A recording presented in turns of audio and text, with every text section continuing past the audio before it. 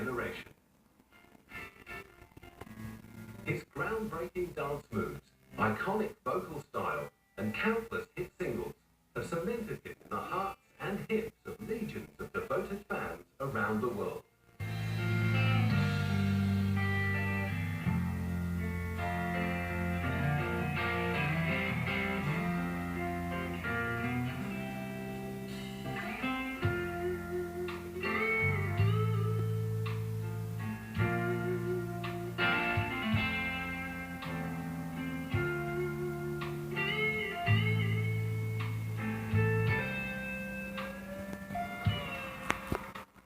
At 6:30 p.m. on Thursday, June 25th, 2009, those fans who had been overjoyed at the announcement of a comeback tour were left devastated.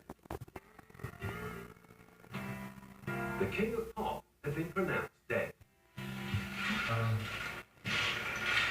My brother, the legendary King of Pop, Michael Jackson, passed away on Thursday, June 25th, 2009 at 2:26 p.m. At just 50 years old, Michael Jackson had suffered a fatal heart attack. Found in his rented home in Bel Air at 12:30 p.m., news of Jackson's collapse had flown throughout the world, and when the terrible truth was finally revealed, loyal fans plummeted into despair.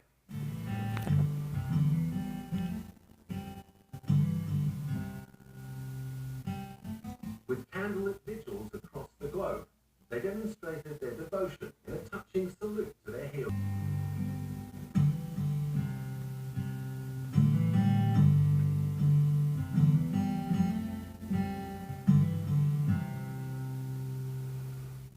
Many were struggling to come to terms with the realization that he was gone. My reaction was shock because he's a very young man, still at 50 years old. And he was a good person. He had his problems, but he was still a good person. It's kind of devastating. He's one of those people that you never would have thought of dying so soon, because you think of all he did for like music and music videos and pop culture. The Jackson estate in Encino, California became a shrine to Michael, with flowers, balloons, and messages strewn along the walls and outside the gates as fans gathered to pay their last respects.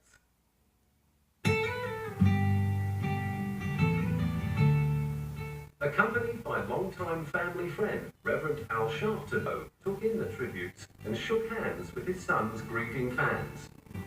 Now the family and I are very proud to see all of you come out here and help us with this whole situation, because we know that we do have fans all over the world. We know that we're loved all over the world. But one thing that I wish could have happened, I wish that Michael could be here to see all this, have to wait till something happened like this before it could be realized.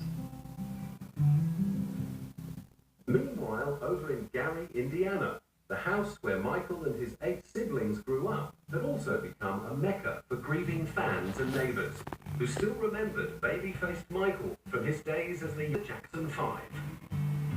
It hurt to know that Michael passed on, but he'll always be remembered. And right here in Gary, Indiana, we would always love the Jackson 5s. Regardless of whatever they say about them or whatever happened in the past, we here in Gary love the Jacksons.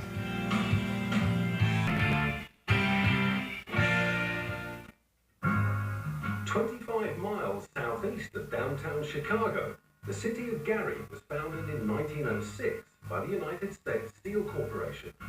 It got its name from company chairman Elbert H. Gary and was one of the first cities in the U.S. to elect an African-American mayor. Here, the former boxer Joseph Walter Jackson settled with his new wife Catherine in 1949. While Catherine got straight down to the business of raising children, Joe took a full-time job as a crane operator at the steel mill to support their growing family, although clearly his passion lay in another direction. In the mid-1950s, he embarked on a musical career, playing guitar in a band called the Falcons with his brother Luther. When the Falcons failed to score a record contract, the reality of having 7 young mouths to feed forced Joe to return to his old job at the steel mill. But before long, he began pouring his creative aspirations into a family singing act made up of his 3 eldest sons. As the Jackson brothers, Jackie, Tito and Jermaine, were backed up on congas and tambourine by Marlon and 6-year-old Michael, who soon began to eclipse his older brothers with his singing and dancing talents. Stopping at nothing to make the group a success, Joe put the boys through strenuous rehearsals. But there was no shortage of love and comfort to be found in the arms of their mother. Everyone loved Catherine. I think that she was very much revered. She was a very spiritual woman, a Jehovah's Witness, and she was the gentle force in the Jackson family. In 1967, with 9-year-old Mike, the Jacksons became the Jackson 5. After winning a talent show at a local high school, performing soul and R&B hits, Joe got busy booking his young prodigies into black clubs and venues around Gary and Chicago on the Chitlin circuit. All the while, little Michael continued honing his singing and dancing skills, learning from watching the likes of James Brown, Marvin Gaye, and Etta James.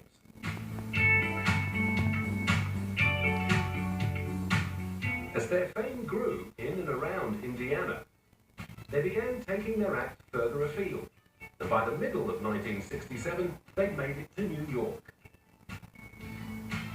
With the help of R&B legends Sam and Dave, they scored a spot at the prestigious amateur night competition at the Apollo Theater in Harlem.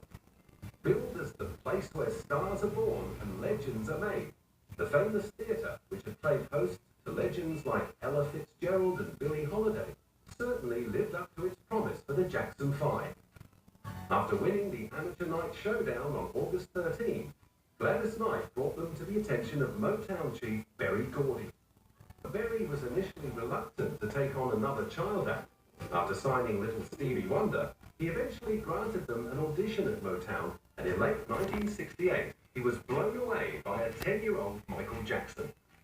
He always wanted to be the best, and was willing to work as hard as it took to be that. And we could all see, that he was a winner at that age. And I've always believed winners are winners long before they win. And picking them out before they win was very easy with Michael Jackson. The following year, he moved the Jackson 5 to California to begin grooming them as Motown's next hit-making act. In a later interview, he described the group as, quote-unquote, the last big stars to come rolling off my assembly line. While the older brothers stayed with Berry, Marlon and Michael moved in with Motown queen Diana Ross. The move was all part of a cunning marketing plan to attach Motown's newest act to one of its biggest stars. The press kit later claimed that Diana had personally discovered the group and introduced them to Motown. The next step was to buy the group out of their contract with the Steeltown label, which had released 3 Jackson 5 singles. Written by Berry Gordy and the Corporation, the Jackson 5's first single, I Want You Back, hit #1 in 1970 and made 11-year-old Michael an instant sensation. They followed up with 3 more consecutive Billboard #1s. Within a year, Jackson Mania was sweeping the nation. In 1971, Motown decided to capitalize on the surging popularity of their youngest star by launching a spin-off solo career for Michael. As well as landing a top 5 hit with the single Got to Be There, he also sang the title track to the movie Ben. Taken from his second solo album of the same name, it was to be the first #1 single of his solo career. They're back there doing it together, and he just sort of grew up under the Motown banner. And while most people think that he had no fun in his childhood, he did a lot that brought joy to him. But with Michael and the rest of the Jackson 5 maturing musically as well as physically, they felt stifled and blamed their declining success on Motown's refusal to grant them creative control. In 1975, they made the move to CBS. After another 3 years of touring and recording with the Jacksons, Michael was ready for his next big adventure when he got the call from his former landlady and ex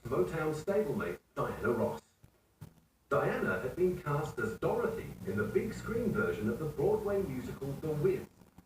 Directed by Sidney Lumet and set in New York City, it was to be an all-black reworking of the 1939 adaptation of Frank Baum's Wizard of Oz. Signing on to play the brainless Scarecrow, it gave Michael a chance to flex his acting muscles. It also introduced him to arranger, composer, and producer extraordinaire Quincy Jones. Quincy had been so impressed with Michael's dedication to nailing the graceful moves of the Scarecrow in The Wiz, that when he got the call to co-produce the young singer's next album, he jumped at the chance. The result of their first collaboration was the 1979 smash Off the Wall, which had one reviewer hailing Michael probably the best singer in the world by style and technique.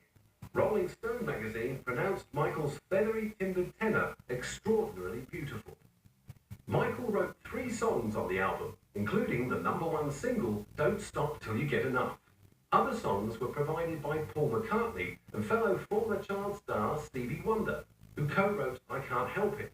The album's title song and the hit Rock With You were penned by British songwriter Rod Temperton. Off the Wall became the first album by a solo artist to generate 4 US top 10 hits, and has since gone on to sell over 20 million copies worldwide. At 21 years old, Michael Jackson had mastered the transition from cute child prodigy to full-blown pop superstar. Now he was public property. Everywhere he went, people loved him, and Michael loved them right back. Those years, we could hang out. We could go to things together, like see The Wiz and see on Broadway. He liked Stephanie Mills and The Wiz. And, watch the kids come up to him and all want to see autographs. And I would say, why don't you just sign, MJ instead of Michael Jackson, just the way Andy Warhol always signs everything at AW. He says, oh no, I could never do that. These are my fans. These people make me. And he was so darling and sincere and sweet in those years. Some loved him for his music. For others, it was his dancing. But for so many more fans, it was Michael Jackson's importance as a role model that earned him their admiration.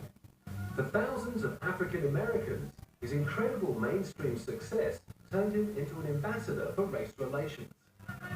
By Off the Wall, he was doing amazingly well, and that was his first cover of Rolling Stone, and we were breaking barriers. It was very hard to get someone who wasn't white on the cover of magazines or even MTV. Mocked by fans wherever he went, people of all colours were chanting his name in the streets, queuing for hours for a glimpse of him, then fainting at the sight of him. With Michael egging them on, they would even chase him across highways. Children from every corner of the globe wanted to sing like him, dress like him, and dance like him. But there could only ever be one Michael Jackson. And in 1982, he was on the verge of boldly going where no other entertainer had ever gone before. First up, he was asked to contribute a theme song to Steven Spielberg's blockbuster children's fantasy, E.T. Michael duly came up with Someone in the Dark. Although it didn't end up in the movie, the song appeared on the storybook for the film, which won a Grammy Award for Best Album for Children. Whatever had come before in Michael's illustrious career would be remembered as merely a warm-up act to the release of his next project.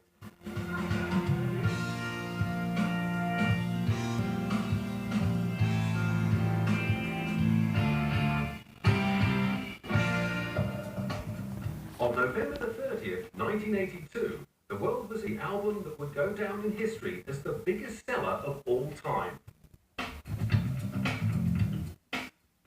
Thriller, his second collaboration with Quincy Jones, was the result of Michael's determination to create the perfect record. Locked away in Westlake Studios in LA, with a production budget of $750,000, they emerged with an album that would spend 37 weeks at the top of Billboard charts and would spawn an unprecedented 7 top 10 singles. I remember not getting my platinum album for singing on PYT, singing the backgrounds on that. And it was good, but I really remember being in Mike's car and him playing me the entire album. Whenever he would finish a project, he'd share it with me because we were like this growing up. And I remember loving each and every song. I was just, 16, something like that. But the jewel in the Thriller crown was the 14-minute video to the album's title track. Inspired by Beast and directed by horror supremo John Landis, the short film featured barrier-breaking special effects and debuted the formation dancing that was to become just one of Michael's signatures. With the album selling in excess of 1 million copies a month, Michael was hailed as the savior of the flagging music industry, as well as a champion for racial equality. Music channel MTV, noted for its neglect of African-American musicians, was forced to play a video clip twice an hour to cope with viewer demand. Then there were the awards. As well as an incredible 7 Grammys, Michael took out a total of 8 American Music Awards, the Special Award of Merit, and 3 MTV Music Awards. I saw him for many years. I saw the off-the-wall success and the Thriller success, the super success. Before that, we had other parties at Studio 54, but with Thriller, every barrier was broken. Stadiums all over the world were sold out. It became the biggest record of all time. According to journalist and biographer J. Randy Taraborelli, Thriller stopped selling like a leisure album and began selling like a household staple. It also spawned a bonanza in merchandising sales. Alongside Michael Jackson dolls, T-shirts and other memorabilia, there were millions to be made from sales of the making of Michael Jackson's Thriller documentary. The so-called one-man rescue team for the music business even had future President George Bush eating out of his gloved hand. It was fantastic. The 80s were fantastic. It's probably as good as our recordness will ever be. I mean, on that basis. Number one, for many reasons. Because of vinyl.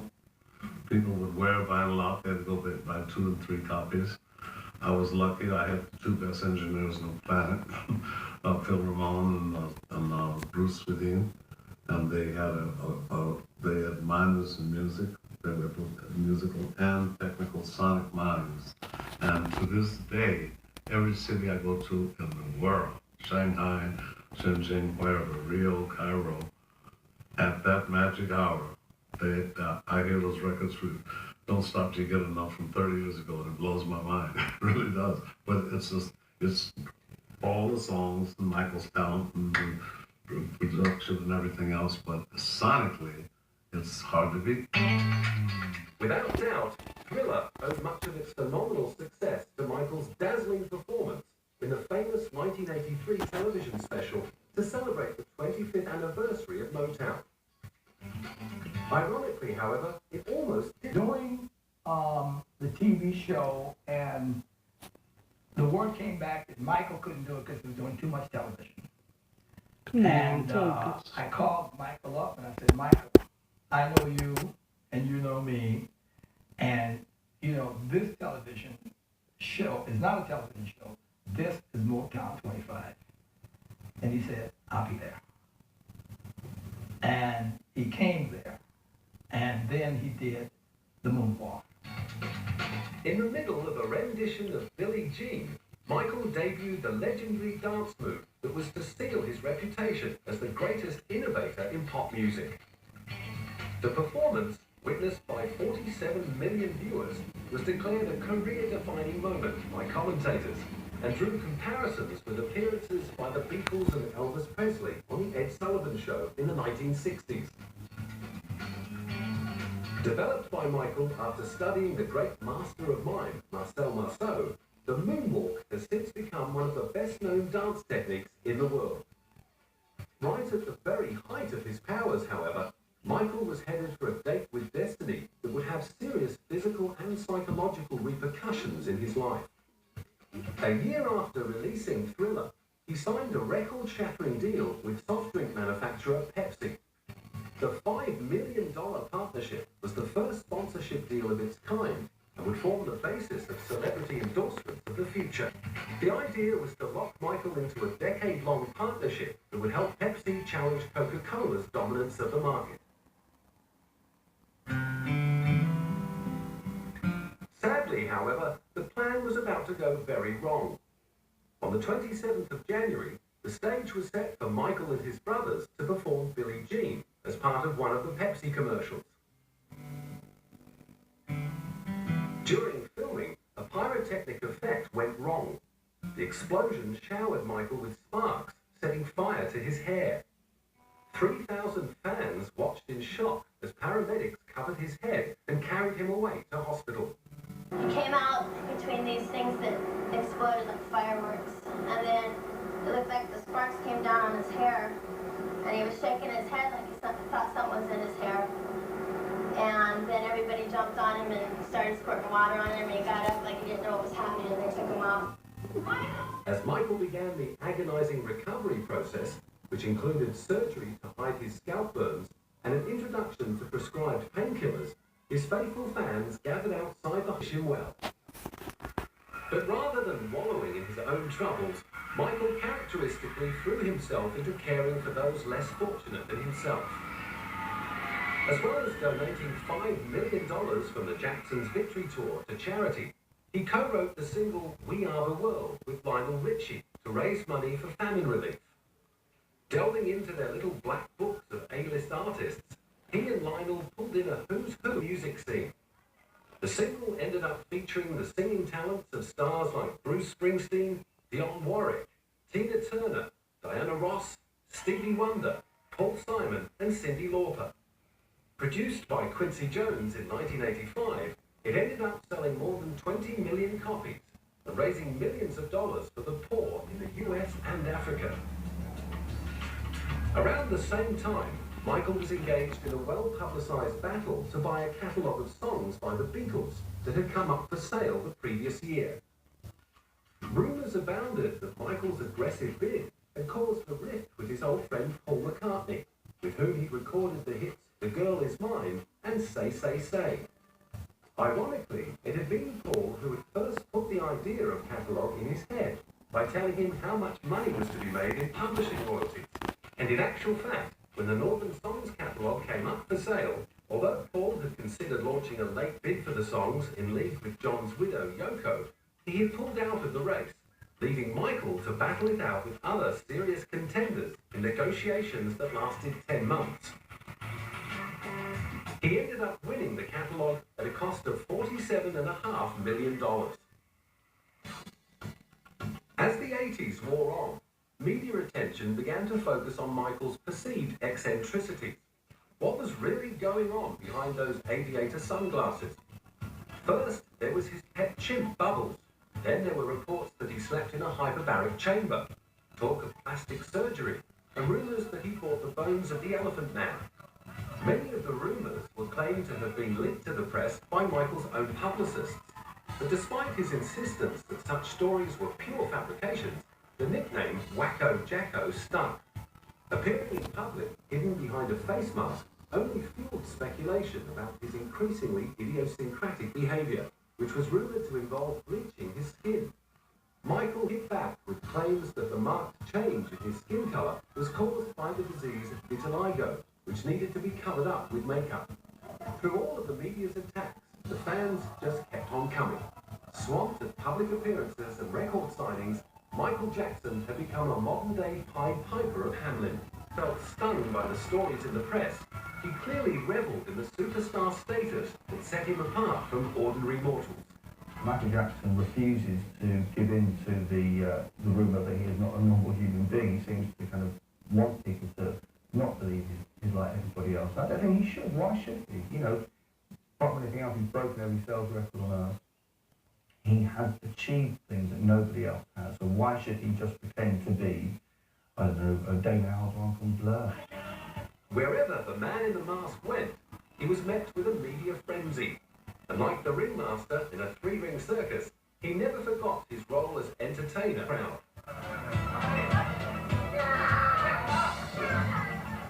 Whether popping in to share an intimate photo opportunity with children at a local hospital, making a dash for the limo in front of the paparazzi, or entertaining his beloved fans from the roof of his hotel building, the king of pop never failed to turn on the charm.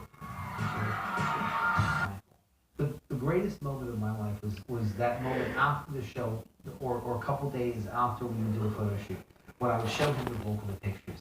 and he would look at them and say, "That's magic. That's magic." And this is Michael's life. It's all about magic. It's all about creating that magic. And there was plenty more magic to come. Back in the studio with Quincy preparing to release his 7th studio album, his first in 5 years. After recording 30 tracks for the new album, they cut the selection down to 11 songs, and Bad hit the shelves on August the 31st, 1987. As the name suggested, Michael was adopting a tougher street image and bringing plenty of grunt to songs like Dirty Diana, Smooth Criminal, and the album's title track. In all, Michael wrote album's 11 songs, 5 of which struck the top of the US singles charts. To this day, Bad remains the only album ever to achieve this incredible feat. Now as popular in the UK as he was in the States, Bad went on to become the 9th biggest selling album in British history. One of the highlights on the album was the bonus track Leave Me Alone, which made fun of a tabloid view of his private life. The video, directed by Jim Blashfield, won the Grammy Award for Best Video and an MTV Music Award. Meanwhile, Michael was preparing to take on his very first world concert tour as a solo artist. Sponsored by Pepsi, the Bad Tour took him to 15 countries over 16 months, during which he played to a total of 4.5 million fans. The first entertainer dollars per year, Michael was becoming increasingly devoted to his responsibility as a philanthropist, donating much of his concert takings to charity and ensuring that at least 400 tickets to every US concert were reserved for underprivileged children. During the tour, Michael bought the ranch in Santa Barbara, California, that would help him fulfill his dream of building his very own amusement park. Renamed Neverland after the fantasy island in the story of Peter Pan, it would become a lavish monument to his extravagantly childlike imagination. Complete with a zoo, 2 railroads, numerous rides, and several lakes, Michael opened Neverland up to children and their families as day visitors. The 2,676-acre property also boasted a huge floral clock. The story goes that Michael himself designed the decorative flower beds because he hated seeing dirt between them. Neverland would remain Michael's own personal fairground for the next 15 years, creating many happy memories for the friends and guests he entertained there until the police investigations of 2003. Remember time at Neverland in the amusement park, and when Michael insisted that if I was going to shoot him on a particular ride, I had to ride the ride with him with my hands not on the bar, but up in the air like you know, kids would. And I thought, okay, and I did.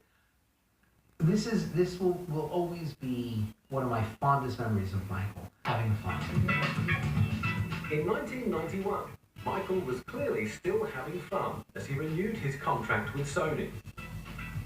Having been declared the Artist of the Decade by President George Bush, he was able to command a record-breaking sum of $65 million. The same year, he released his 7th studio album, Dangerous. With Teddy Riley and Bill Bottrell on board as co-producers, it went straight to #1 on the Billboard charts and became his fastest-selling album ever in the US. Its lead single, Black or White, spent 7 consecutive weeks on top of the singles charts, proving that Michael was still the king of pop. Meanwhile, in the UK and Europe, the album's biggest-selling single ended up being the charity anthem, Heal the World, which also became the name of the charitable foundation Michael set up in 1992.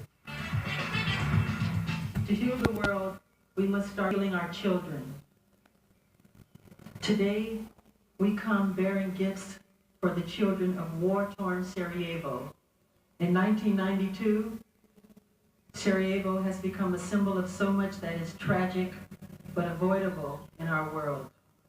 Prejudice and ethnic hatred, the destruction of the environment, the shattering of families and of centuries-old communities.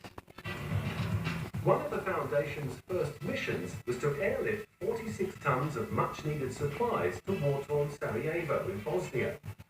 Another of Michael's early ambitions for the Foundation was to institute drug and alcohol education programs. He was also one of the very first artists to draw attention to HIV/AIDS in the Third World by embarking on several high-profile visits to Africa, and ended up donating all the profits from the ticket sales of his sell-out Dangerous tour to his foundation. But back at home, trouble was brewing.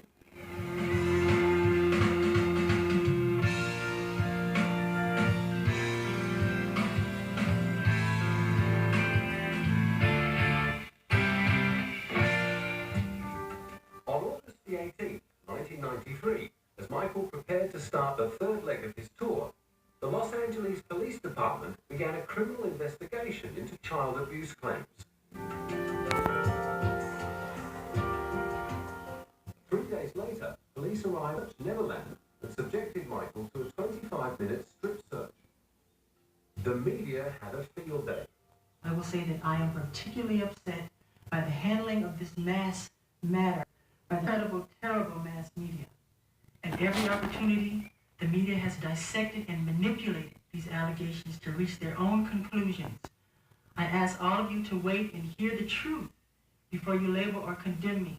Don't treat me like a criminal, because I am innocent. I have been forced to submit to a dehumanizing and humiliating examination by the Santa Barbara County Sheriff Department and the Los Angeles Police Department earlier this week. They were supposedly looking for any discoloration, spotting, blotches, or other evidence of a skin color disorder called vitiligo, which I have previously spoken about. The warrant also directed me to cooperate in any examination of my body by their physician to determine the condition of my skin, including whether I have vitiligo or any other skin disorder. The warrant further stated that I had no right to refuse the examination or photographs, and if I failed to cooperate with them, they would introduce that refusal at any trial as an indication of my guilt. It was the most humiliating ordeal of my life. Michael's family immediately rallied around him and called their own press conference to show their support. They were adamant that the allegations were nothing more than a cruel and obvious attempt to take advantage of Michael's fame and wealth. Their belief was backed up by a taped telephone conversation in which the child in question's father declared his intention to win big time and destroy Michael. Catherine Jackson in particular was unequivocal in her support of her son. I'd like to let the world know that I'm behind my son. I don't believe any of this stuff that's being written about him, because I raised him and I know that that's just a state making. However, not everyone in the Jackson family got behind Michael. His older sister, LaToya, whom he'd neither seen nor spoken to for years, decided to open up to the press. Estranged from the rest of the family since marrying her manager, Jack Gordon, and publishing her autobiography, LaToya held a press conference in Israel and made this shocking statement. Well, I must tell you that this is very difficult for me, that Michael is my brother. I love him a great deal, but I cannot and I will not be a silent collaborator of his crimes against small, innocent children. And if I remain silent, then that means that I feel the guilt and the humiliation that these children are feeling, and I think it's very wrong. LaToya later retracted the statement, claiming her abusive husband had forced her to make the claims for financial gain, but the damage had been done. Putting on a brave face for fans, Michael performed in front of a crowd of 47,000 fans on his 35th birthday on the 29th of August. But behind the scenes, he was fighting chronic pain from an accident he'd sustained while on tour, and was so stressed out by the investigation and accompanying press invasion that there were claims he was becoming addicted to painkillers and sedatives. The next night, moments before going on stage in Singapore, Michael collapsed and, to the disappointment of fans, was forced to cancel the show. The next day, he was taken to hospital to undergo a brain scan. It appears that Mr. Jackson has been suffering recently from an acute vascular headaches, which unfortunately, due to the severity this evening, caused the cancellation of tonight's performance. I was suddenly test night, and I'm sorry for the cancellation of my performance, and I apologize for any inconvenience it might have caused my fans in Singapore.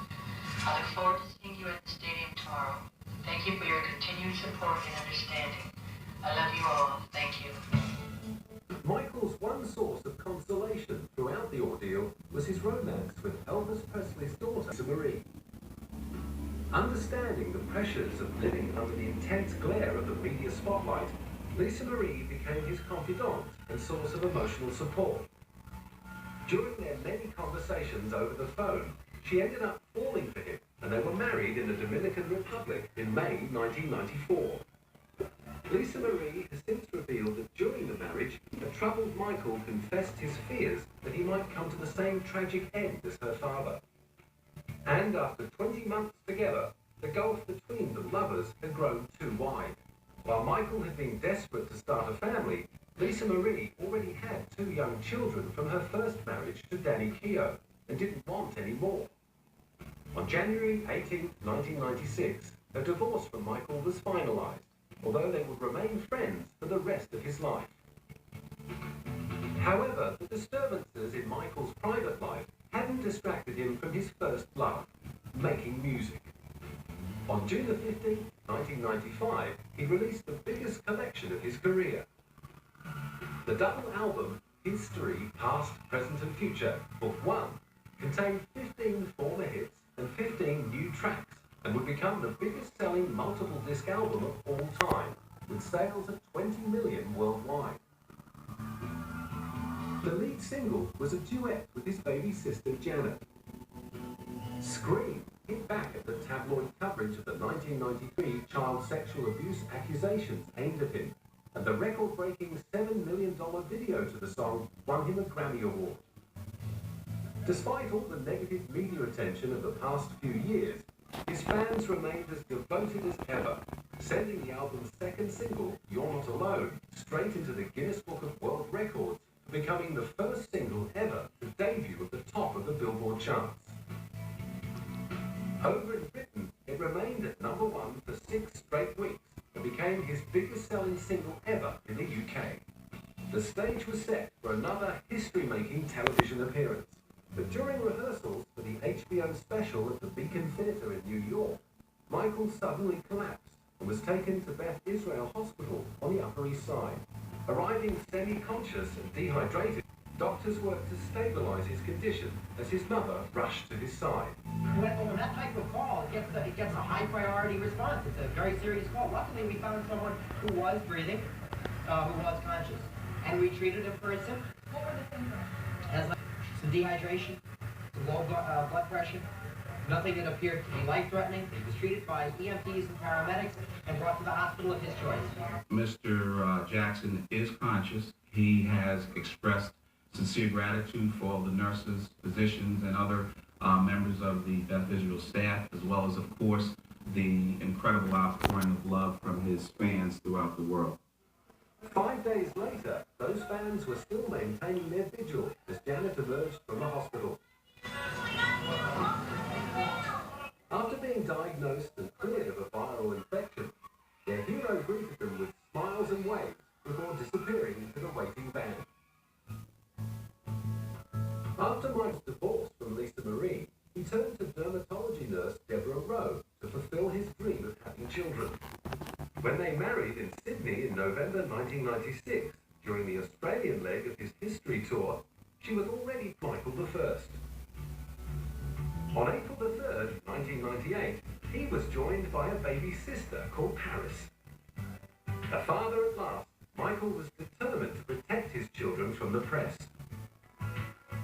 Then, in October 1999, came the news that he and Debbie were getting divorced, and that Michael would retain sole custody of their 2 children. Despite being a single father of 2, he stepped up his already demanding schedule of charity work and broke yet another Guinness World Record. His involvement with a staggering 39 charities far eclipsed the philanthropic efforts of any other celebrity or entertainer. At public appearances and charity events, he was tireless in his seeking out those less fortunate than himself. Whether pausing to give out a hug or simply waving and smiling to his fans, he always took the time to acknowledge their devotion. One charity among the many he publicly supported was the AIDS Foundation, created by great friend and fellow former child star Elizabeth Taylor. Liz, who who'd stood beside him throughout his troubles with the press, was to prove a wonderful source of support in his battle with Sony to regain control of his album masters and retain ownership of his share of the record company's catalogue. Once again, his fans backed him, but as the dispute wore on, Michael believed he was the victim of a personal vendetta by Sony chief Tommy Mottola and turned to Reverend Al Sharpton for help. In 2002, he threatened to sue Sony for failing to promote his album Invincible. Sony, Tommy Mottola.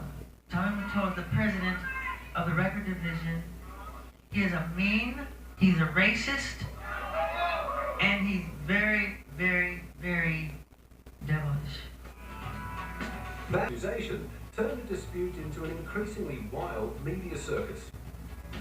Sony counterattacked with assertions it had sufficiently promoted the album and with claims that Michael had refused to support its release with a tour of the US. Despite the dispute, Invincible was still a commercial success, debuting at #1 in 13 countries, selling around 10 million copies worldwide. In the middle of it all, Michael had become the proud father of a third child, Prince Michael II. His eagerness to introduce Baby Blanket to eager fans in Berlin inspired him to embark on a rash act that would hog the world's front pages. The notorious baby dangling incident was seen by media commentators as evidence that the King of Pop had lost all sense of judgment, and although Michael later apologized for his terrible mistake, the stigma haunted him.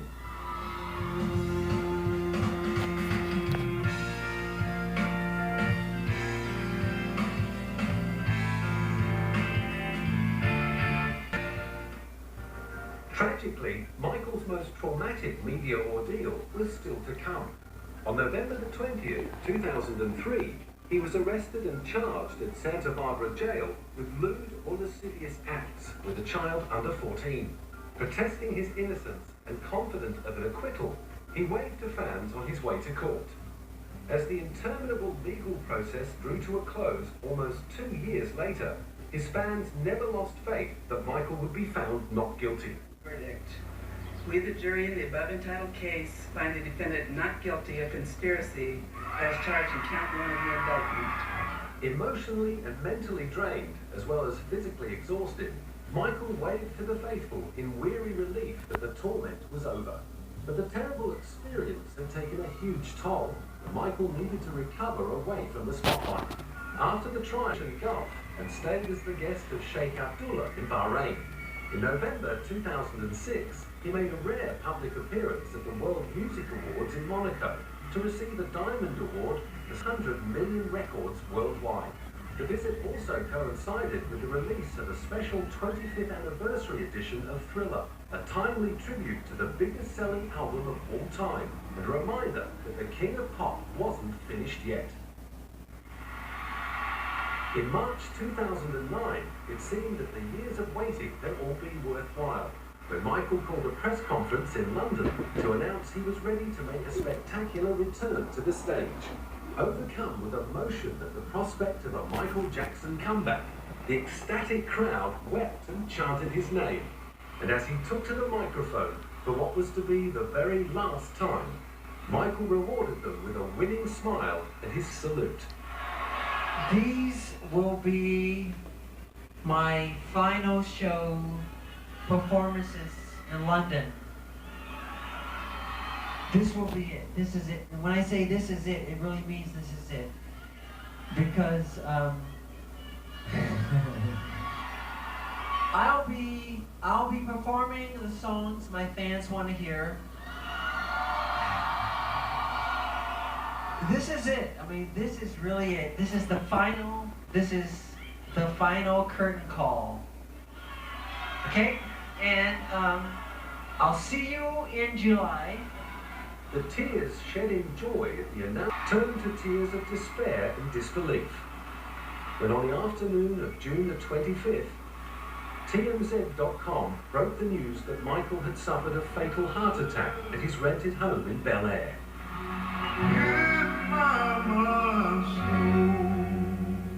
United in their grief, fans across the globe immediately went into mourning. although most of them had never met their idol or even seen him in the flesh, Michael Jackson's talent and generosity had touched them on such a personal level that they felt like they knew him.